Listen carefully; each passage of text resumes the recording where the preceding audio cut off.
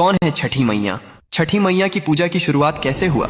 जब सृष्टि की शुरुआत हुई तब ब्रह्मा जी ने अपने कमंडल से जल उंडेला और सृष्टि का निर्माण प्रारंभ किया, लेकिन सृष्टि अधूरी थी। पुरुषों के बिना स्त्री शक्ति का अभाव था। ब्रह्मा जी ने स्वयं को 2 भागों में विभाजित कर लिया, एक पुरुष भाग जो सृष्टि का आधार बना और दूसरा स्त्री भाग जो प्रकृति देवी के रूप में प्रकट हुई। यह प्रकृति देवी ही सृष्टि की अधिष्ठात्री थीं, जिन्होंने स्वयं को 6 भागों में विभाजित कर लिया। इन 6 भागों को षड्मातृकाएं कहा जाता है, लेकिन छठी मैया का स्वरूप इनसे अलग और विशेष था। वे ब्रह्मा जी के मन से उत्पन्न हुई। मार्कंडेय पुराण में स्पष्ट उल्लेख है कि सृष्टि के 6ठे दिवस पर ब्रह्मा जी ने उन्हें जन्म दिया ताकि वे संतान की रक्षा का दायित्व संभालें।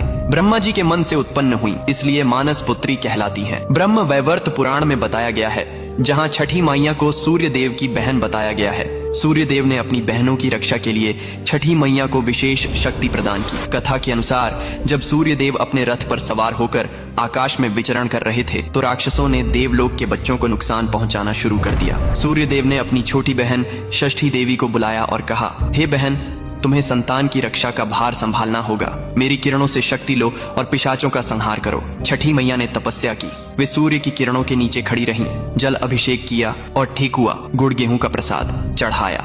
उनकी तपस्या से प्रसन्न होकर सूर्य देव ने उन्हें अमृता और रक्षा शक्ति का वरदान दिया। पिशाचों को हराकर बच्चों को बचाया। इस कथा से छठ पूजा में सूर्य और छठी मैया की संयुक्त पूजा की परंपरा चली। पुराणों में कहा गया है कि छठी मैया बिल्ली के रूप में भी प्रकट होती हैं, क्योंकि बिल्ली माँ की तरह बच्चों की रक्षा करती है, रात में जागती रहती है और खतरे से पिशाचों को हराकर बच्चों को बचाती है। इसीलिए उन्हें छठी मैया कहते हैं, जो छठे दिन जन्मी और छठे दिन पूजी जाती हैं। कमेंट में लिखो, जय छठी मैया।